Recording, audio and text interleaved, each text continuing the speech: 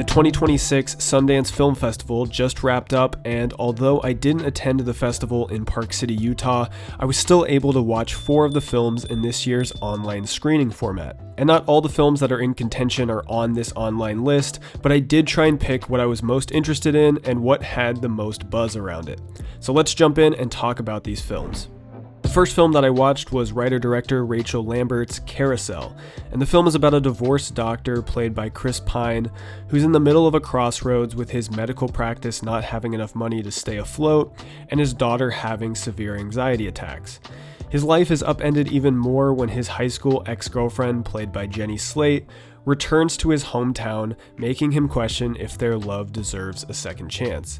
Now, first of all, Sundance had this film listed as a comedy, and I was excited about that. I think that both Jenny Slate and Chris Pine are incredibly funny actors, but this was in no way a comedy. This was definitely a drama film with some comedy mixed in, but because of that, we see some incredible dramatic performances from both Pine and Slate, and I'd say it's up there with some of their best. And to me, that's what really pulls this film back to life, are those 2 amazing performances. The story itself was a little convoluted, and I was left feeling like I wasn't exactly sure what the film was trying to say. That being said, this film felt incredibly real. Many of the scenes felt so natural and authentic, and moments where Slate and Pine are arguing almost feel unscripted and just improv'd, which was kind of interesting. The final 20 minutes of this movie did make a big difference to me in how I felt about it.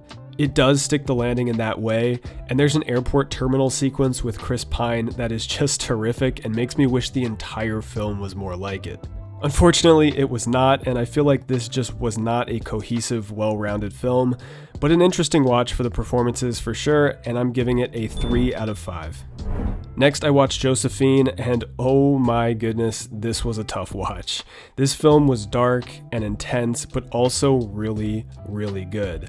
Josephine is a film about an 8-year-old girl who accidentally witnesses a terrible crime in Golden Gate Park, which leads her to act out violently, having severe emotional trauma, and leading to conflicts between her parents as they try and manage the aftermath of the situation. And as you might imagine from that synopsis, this movie is incredibly heavy. It's one of those films that you know is great, but extremely tough to watch. And if I'm being honest, I'm not sure I could watch this one again, or at least for a long time. It's just that intense. It stars Channing Tatum and Gemma Chan, but it's really the performance by newcomer Mason Reeves, who plays Josephine, that elevates this film. She's basically tasked with carrying this entire movie and has some really challenging scenes, but she absolutely crushes it in her first ever acting assignment. Channing Tatum was also fantastic in this, and if I'm being honest, this might be his best performance yet.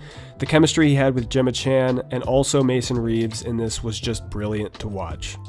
The film was really creatively shot in that it will jump into moments where the audience is seeing things through the point of view of Josephine, as well as there's an element of eeriness and borderline horror in the way that they show the villain in a ghost-like way. It's just packed with really interesting shot choices and decisions, and it's no surprise that it took home the Grand Jury Prize and Audience Award at this year's festival. I'm giving it a 4 out of 5. The next film I watched was Z, which is directed by Ko Ganada and stars Michelle Mao, Haley Lu Richardson, and Jin Ha. And it's about a young woman living in Hong Kong who is haunted by visions of her future self and meets a stranger who changes the course of her night and possibly her life. And this film to me just felt very pieced together in its narrative. Almost felt like there was no script attached, and it was just kind of moments stitched together to try and have some sort of meaning. There's really no concise plot, but I think that's highly intentional by Ko Ganada, especially since it deals with a woman who is unsure of her own reality.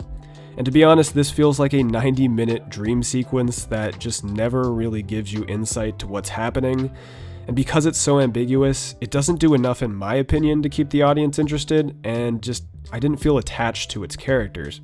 That being said, it was beautifully shot, one of the most cinematic films I've seen at Sundance, and the shots of Hong Kong throughout the film really showcased the cinematic beauty of the city, and that in itself was a huge highlight.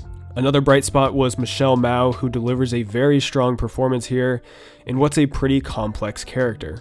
So all in all, I think if you're a fan of Ko Ganada's style and can look past the unstructured nature of this film, you'll probably enjoy it, but for me, I was hoping for a little bit more.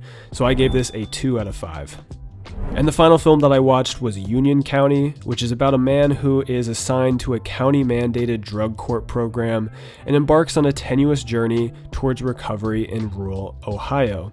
It stars Will Poulter and Noah Centineo, and I just thought this film was excellent. It happened to be the last film I watched through Sundance, but it was easily the best in my opinion. And what's really interesting about it is that it was filmed in collaboration with the real participants of the 2025 Adult Recovery Court in Bellefonte, Ohio, and it uses non-traditional actors to play the other members in this drug court program. Will Poulter gives an insanely good performance in this. It's by far my favorite out of these 4 films. And I'm not sure when or how this film is going to get distributed, but I do think there needs to be some awards consideration for him if this film gets picked up at the end of the year.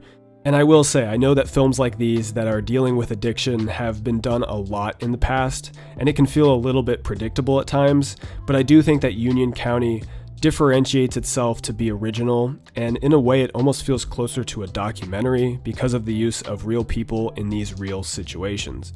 I was a big fan of this one. I'm giving it a 4.5 out of 5. Let me know in the comments if you guys watched any of the Sundance films from this year's slate, and if so, what your favorites were. And I will see you all in the next video.